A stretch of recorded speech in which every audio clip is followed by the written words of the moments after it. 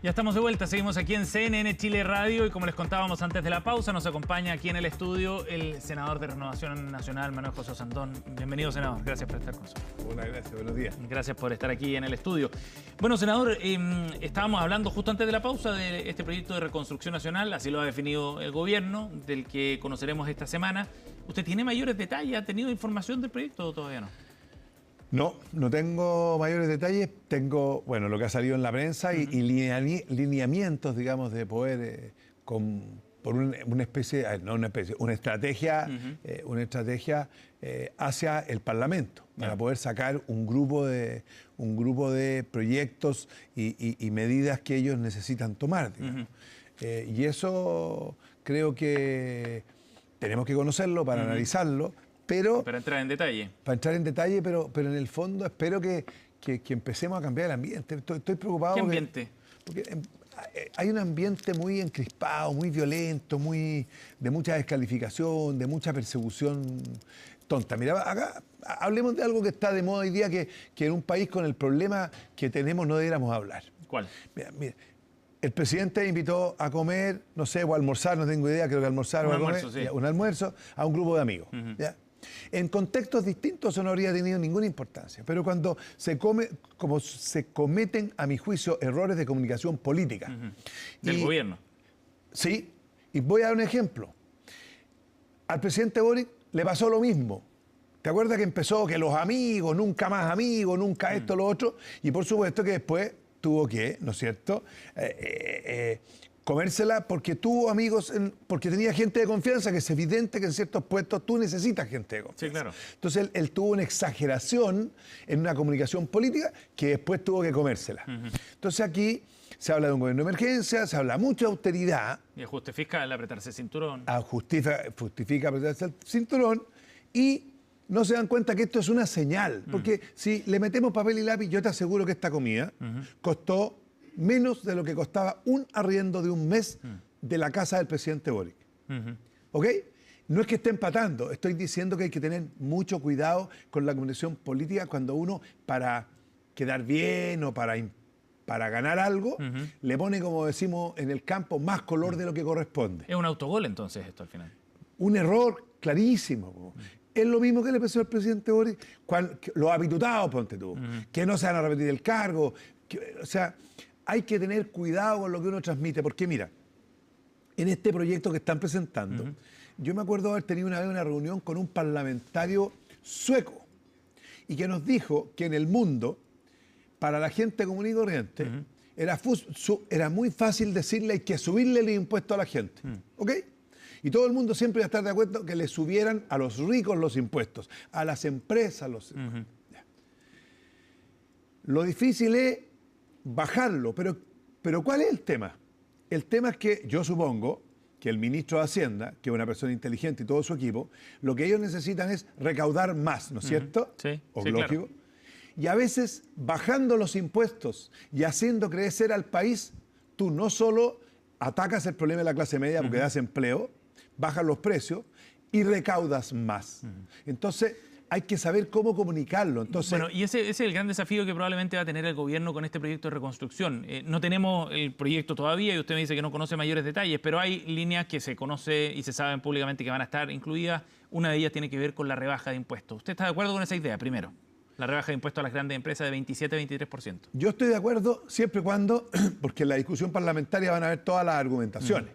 Lo que yo sí aprendí es de que subir impuestos no significa recaudar más y que el país lo que necesita es recaudar más. Entonces, cuando vemos políticos y gente que dice, mira, aquí lo que falta es una medida para la clase media, más que decir eso, digan qué medida hay que hacer. Y segundo, si el ministro de Hacienda y el presidente Kast logran reactivar este país y hacerlo crecer, esa es la gran medida para la clase media. De acuerdo, pero ¿qué es lo que necesita la gente? Pero comunicacionalmente es difícil esa idea de justificar la rebaja a las grandes empresas cuando hace poco se hizo un traspaso en el precio de las bencinas que lo pagamos todos completamente, ¿no? Bueno, sí, pero es que ese es un tema distinto. Pero comunicacionalmente están por eso mismo en el te mismo dije paquete. que el problema es comunicacional, cómo uno expresa. Porque alguien podrá pensar en su sano juicio que con la crisis, porque el gobierno dice, mira, que no tenemos plata, todos los problemas. Vamos a hacer una rebaja del 3%, ya no hay plata. Y por otro lado vamos a rebajar el impuesto a las grandes empresas y no lo explicamos bien. Entonces, ¿estás loco? Porque en el fondo tienen más plata y le rebaja el impuesto. O sea, reconoce que es un desafío ese. Un tremendo desafío explicarle a la gente que lo más seguro es que rebajándole los impuestos a las grandes empresas vamos a recaudar más. Mira, yo me acuerdo patente en una clase que nos dieron una vez, dije, mira, un loco que no sepa mucho de economía diría, aquí la papa es subir el IVA. Subamos el IVA, todo el mundo paga IVA, por lo tanto es plata mensual. Todos los días 12 hay que declarar el IVA y pagarlo, ¿sí o no? Pero eso, ¿sabe lo que genera? Que no se den más boletas. Y que nunca más un almacén de boletas. Y que todo el mundo era como, ¿te acordáis de ese dicho antiguo que decía, más perdido que boleta de micro en bolsillo Paco? ¿Te acordáis? Porque no pagaban. Sí. Eso hoy día, más perdido boleta de almacén o de cualquier institución claro. media. Y puede ser Nadie bien daría regresivo factura. además también. No, pero no solo regresivo, sino quiero destacar, en el mundo está demostrado que subir los impuestos no es recaudar más. La presidenta Bachelet dijo que iba a recaudar cierta cantidad y no anduvo ni por las tapas lo que recaudó. Oiga, senador, pero también hay evidencia de que rebajar la tasa que pagan las grandes empresas no significa una mayor recaudación que alcance a completar totalmente, a compensar totalmente esa menor recaudación que siempre y cuando no existan mecanismos de reinversión. Yo lo que entiendo es que aquí se quiere incentivar que esas empresas crezcan y reinviertan y trabajen más. Por lo tanto... Con un Food 2.0, por ejemplo. Por lo tanto, yo no conozco el proyecto, pero lo que he escuchado al ministro es que cuando tú reinviertes y creces, se recauda más. O sea, si tú dices, esa empresa tal puede pagar menos y si reinvirtió y creció con otra, eso quiere decir que la suma de las dos es más. Cualquier persona en su sano juicio entenderá que el ministro de Hacienda lo que está haciendo es una medida para recaudar más, no para recaudar menos, pero recaudar más con crecimiento significa más empleo, mejor calidad. O sea, hay un montón de cosas. Si no es que se hayan tomado un pisco sour y estén curados, no, este es un tema que está conocido en el mundo. Sobre todo en países como los nuestros, senador, que la vuelta de tus impuestos a tus beneficios no son los mismos que en Europa. Oiga, senador, porque en Europa pagan una fortuna en impuestos, pero reciben todo. Pues. Ahora, ¿y qué pasa con el tema político de justificar esto ante la ciudadanía? Y vuelvo al punto porque la encuesta Criteria esta semana, por ejemplo, muestra que el 70% de los chilenos dice que a las grandes empresas habría que aumentarle los impuestos, no rebajarlos. Es lo que te expliqué al principio, güey. Es lo que te expliqué al principio, lo que nos decía este diputado sueco. La venta comunicacional de subir los impuestos para cualquier persona que no sabe economía como yo, y me metí en el tema, es que si yo te subo impuestos, tú pagas más, ¿no es cierto? Está bien, puede tener toda la justificación técnica, senador, pero comunicacionalmente y políticamente es súper complejo. Es difícil, por eso es que es un tremendo desafío. Y yo creo que en eso el presidente Kast ha sido súper valiente. Ha tomado medidas que son correctas, pero que duelen, porque si no, pan por hoy día, hambre para mañana. Fíjate lo siguiente. Cuando empezaron a subir los impuestos a las personas, ¿tú sabes en qué se transformaba eso? En la cantidad de acuerdos que habían con los gerentes de las distintas personas, con los bonos y cosas negras y distintas cosas en el extranjero, para poder pagar lo mismo, pero sin pagar impuestos. ¿Qué lograste? ¿Subiste los impuestos? Sí. ¿Recaudaste más? No. Entonces, oye, esto está ultra comprobado en el mundo entero. Si nosotros no tenemos para qué descubrir la pólvora. El diputado Alessandri decía, acá se necesitan medidas concretas que sean muy palpables para la clase media dentro de ese país. A mí me gustaría que Alessandri diga cuál es, pues. ¿Usted está de acuerdo con ese concepto? Pero a ver, pues, si ese concepto es 1 más 1, ¿quién no va a estar de acuerdo que ayudemos a la clase media en Chile? ¿Y qué le molesta entonces? Que diga, que es súper fácil pararse frente a todo el mundo y decirle, aquí faltan medidas para la clase media. Que diga qué medida falta y cómo lo hace. Porque si no es súper fácil, pues, es tirar la piedra y que lo otro. Mira, solo si logramos que este país vuelva a crecer, esa es la gran medida para la clase media. Solo con eso. Pero a mí me gustaría que cuando el diputado Alessandri, o quien sea, no quiero personalizarlo en él, diga, hay que hacer medidas para la clase media, diga cuáles son las medidas. ¿Y usted tiene en la cabeza algunas ideas para la clase media, por ejemplo, específicas, que se podrían adoptar en este proyecto? Bueno, el tema de las contribuciones a la primera vivienda de los adultos mayores es un tema que va fuerte a la clase media. ¿Sí? Fuerte a la clase, por supuesto. Pero hoy día hay un montón de exenciones que ya benefician a los mayores de 65 años para evitar el pago de impuestos territoriales. Pero hoy día las contribuciones subieron una brutalidad. Fíjate que el otro día fui a hablar con una señora, que no me acuerdo el nombre hoy día, que es una señora que tiene 100 años, que vive ahí en París con Londres, y le subieron una brutalidad las contribuciones. Y Ahí en Santiago Centro. Sí, y ella no podía pagarlas. No las podía pagar. Ese es un tema que al final terminó en un juicio con impuestos internos. Pero resulta que tú decís, ¿por qué le subieron las contribuciones una brutalidad? Una persona que vivía una pensión, etcétera, y que de repente se encontró de que no tendría que dejar de comer para poder pagar las contribuciones. Ese tema hoy día sí existe. Las contribuciones han subido un montón. Bueno, esa es una medida. Además estoy contento porque me faltan 2 años. Para recibir beneficios. Lógico. Estamos con el senador Manuel José Osandón aquí en CNN Chile Radio. Oiga, senador, usted detecta un problema de comunicación política. Ese problema no está asociado solo a este proyecto, por lo que entiendo, sino más bien con la instalación del gobierno en este primer mes. ¿Cuál es su visión en ese sentido? A ver, es que el gobierno ha tenido mala suerte. O sea, qué? la guerra fue tremenda. El tema de la benzina fue tremenda. Si el presidente Kast no tuviera la benzina, el problema de los combustibles, no estaría otro gallo cantaría, güey. Seamos justos. O sea, aquí hay una crisis intencional impresionante. Ayer estuvimos con un grupo de senadores de la Comisión de Defensa y Relaciones Exteriores de Francia en el Senado.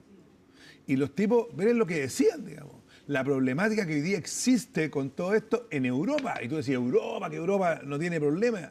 Europa tiene problemas serios con esto.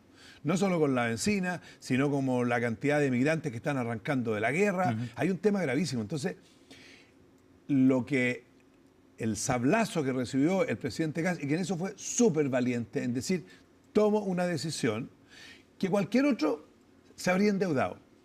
Pero eso después lo pagamos. Esperemos que esta guerra se acabe luego para que las vecinas vuelvan a la normalidad, vuelvan a bajar y el gobierno pueda hacer su programa como corresponde. Pero el gobierno no tenía alternativas, digamos, para enfrentar el problema. Sí, y adoptó esta. La alternativa era endeudarse. Bueno, era una opción. Sí, pero estamos súper endeudados. Mira, el otro día estuve con una persona que conocía y que está en la ruina. Tenía casa, de todo. Y no tiene nada, viviendo a costa de sus papás. Y le pregunté, ¿qué te pasó? ¿Qué te pasó? Es que me endeudé lo que no me diera el endeudado y no fui capaz. Y al final terminé perdiendo todo. Claro, para el presidente Kast era mucho más fácil endeudarse. No bajar un peso las bencinas y pasar al rey. Pero después, ¿quién paga? Por eso yo creo que fue súper valiente.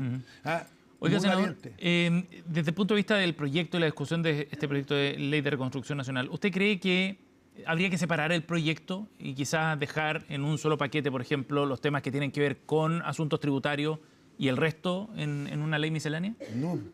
¿O todos juntos? Yo creo que todos juntos, si van... A ver, lo que tiene que demostrar el gobierno es que esto está encadenado. La bajada de impuestos genera cierto crecimiento. Y ese crecimiento va a tener que generar otras cosas, trabajo, etcétera. O sea, si esto va todo, entre comillas, en una línea, en una estrategia, me parece que sí. Fíjate, pero aquí hay asuntos bien distintos. Pues está el tema tributario, está el tema de reactivación económica, pero también hay asuntos de educación. Sí, pero todo se financia con lo mismo. Por eso hay que ver si esto... Por eso ellos tienen que demostrar, siempre estas leyes tienen algunas cosas. Pero te doy un ejemplo. Se plantea el IVA a las viviendas. Yo lo que les pediría es que se apuren, pues. Hoy día no se vende una sola vivienda, o sea, van a darle un tremendo beneficio a la gente, pero mientras esto no salga, los inmobiliarios... Ya se frenaron las ventas. No se vende ningún departamento. Habría que estar loco comprar un departamento con IVA, si te lo van a cantar, ¿sí o no?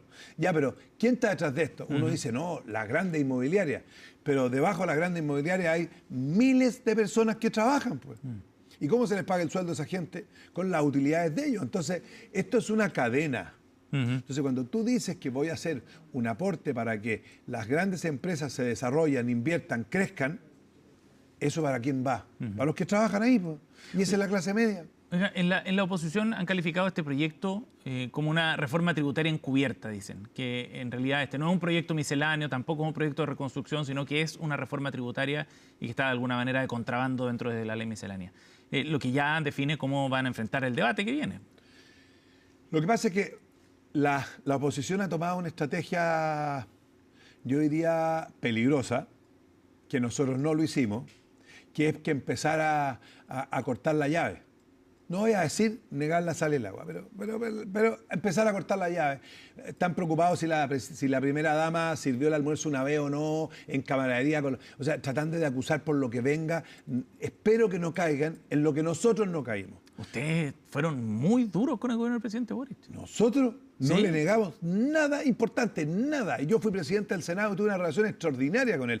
Todo lo contrario. Pero fueron durísimos con la forma en la que gobernó el presidente Boric, con muchas de sus ideas y sus proyectos. Una cosa es que tú seas una oposición y otra cosa es que tú te opongas a sus proyectos. Por favor, revisa los proyectos.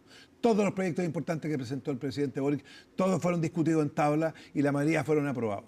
Al revés, cuando sucedió lo que tú estás diciendo fue cuando estuvo el presidente Piñera, que yo también era senador, que cualquier cosa que viniera con la firma de Piñera era rechazada. Espero que no caigamos en lo mismo, porque esto le hace mal a Chile. Nosotros nos juntamos y yo personalmente cuando fui presidente del Senado le dije, presidente, cuente conmigo, si al presidente le va bien, nos va bien a todos.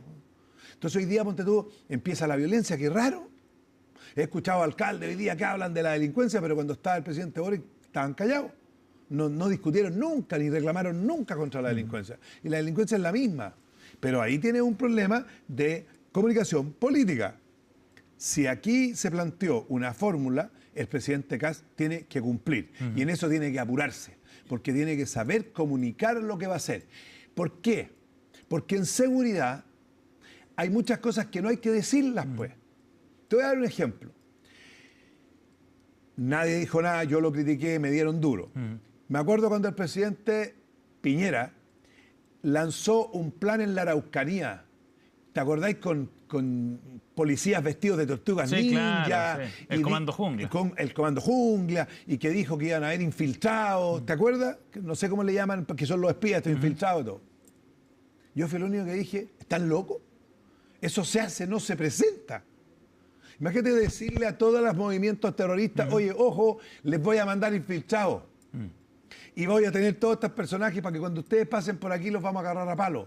¿Me explico, no? Sí, claro. Ahora, los temas de seguridad son complicados de transmitir, se hacen con ciertas señales, pero no se cuenta lo que se hace, pues. Oiga, senador, ahora, este problema de comunicación política, ¿es de la vocera Mara Cedini o del diseño más general que tiene el gobierno? No, lo que le pasó a este gobierno fue que quedaron medios tambaleados por el palo a las bencinas.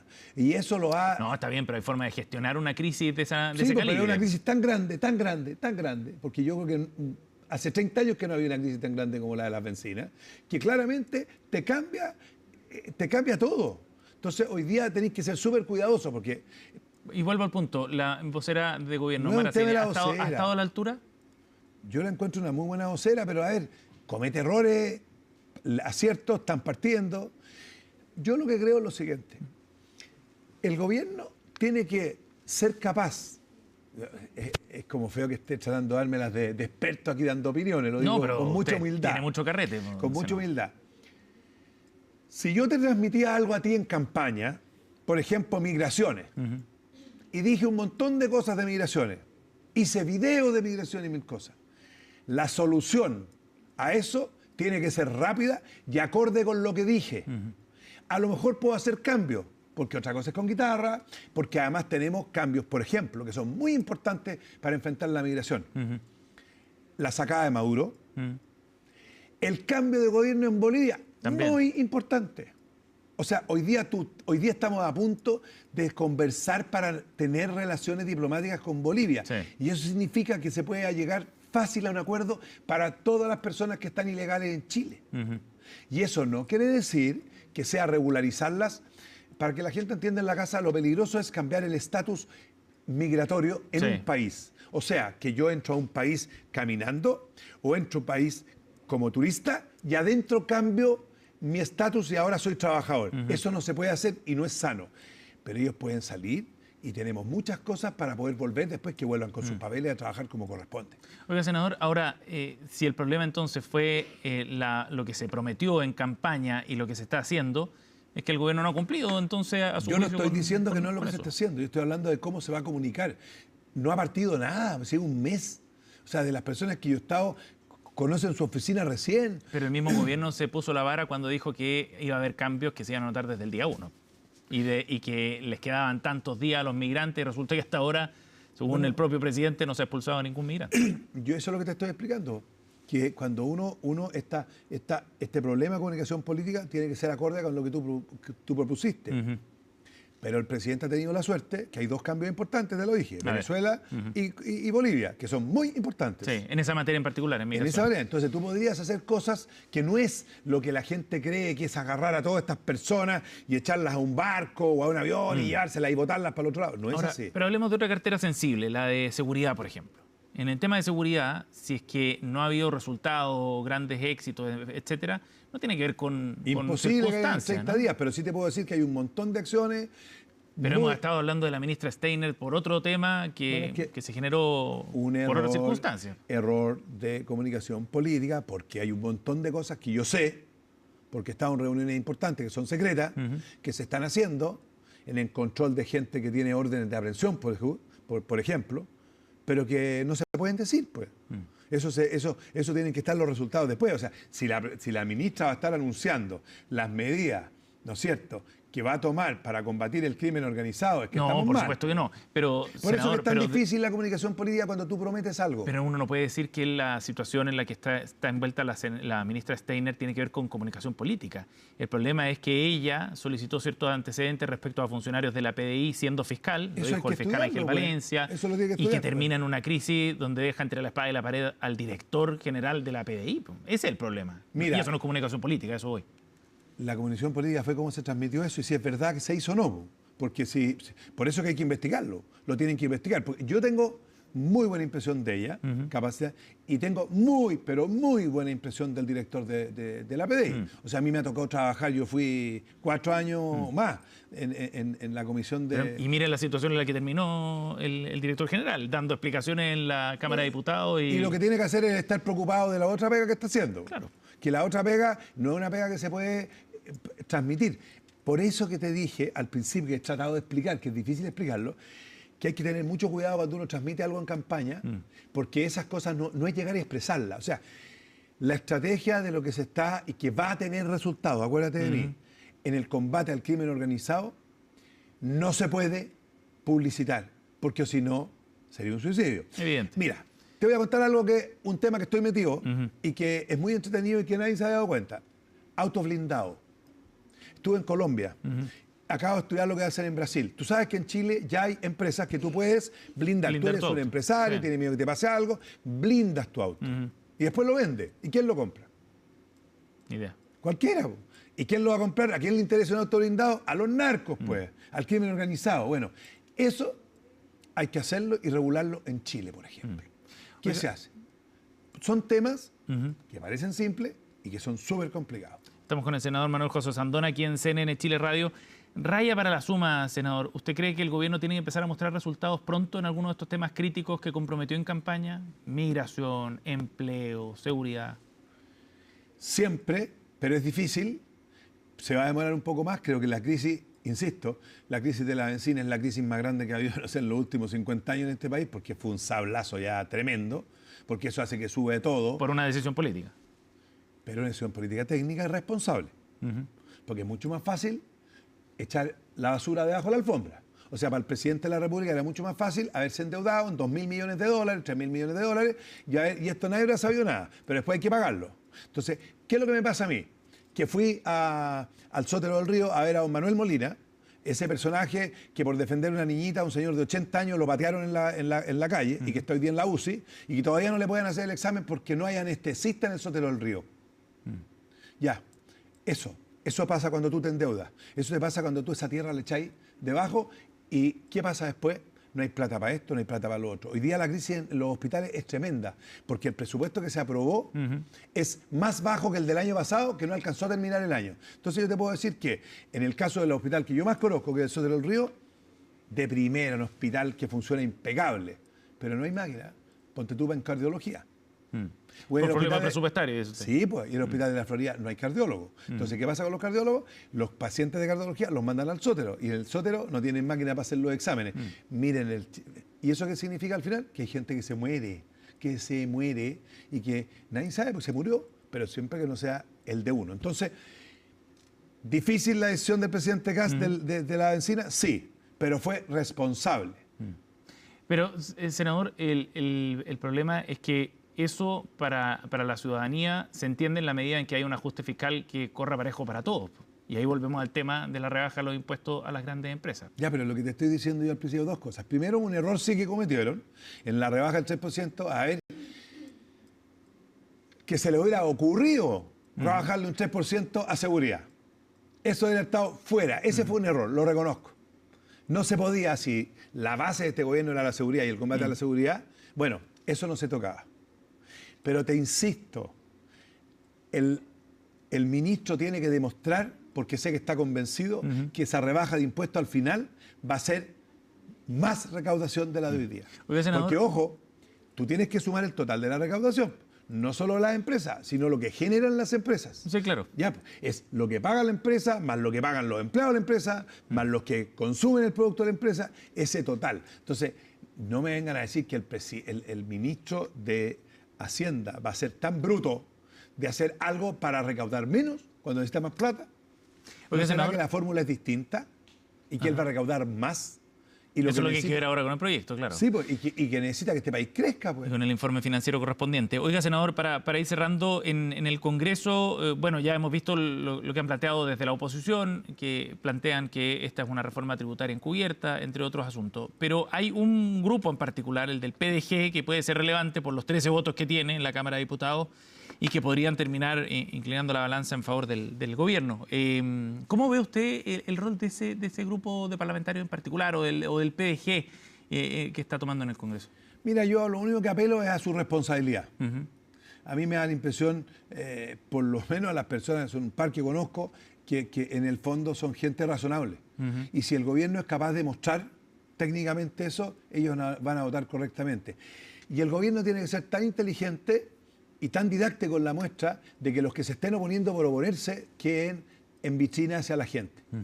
Así de claro, porque es súper fácil pararse y decir, mira, aquí falta una medida para la clase media, que aquí falta porque no son austeros, y tú tiras cosas, pero no las recoges ni eres capaz de dar cosas concretas.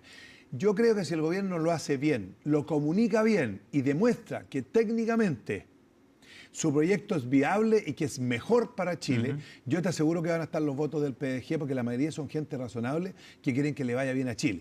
Hay otro grupo de cabezas calientes que se van a oponer a todo lo que plantea el gobierno, por supuesto, a todo. Si están preocupados de cualquier cosa. Pero ayer la diputada Giles, por ejemplo, aquí planteaba que a ellos les interesaba mucho el tema de la rebaja del IVA a los medicamentos o la rebaja del IVA a los pañales de adulto y de niño, de la canasta familiar, ese tipo de cosas. No, pero eso es una medida populista, pues. ¿Por qué? O sea, pero si es lo mismo. Si tú le rebajas los impuestos a eso, esa plata tenés que quitársela a los otros, pues. O sea, bueno, pero sería una medida que efectivamente beneficiaría a la clase media, por ejemplo.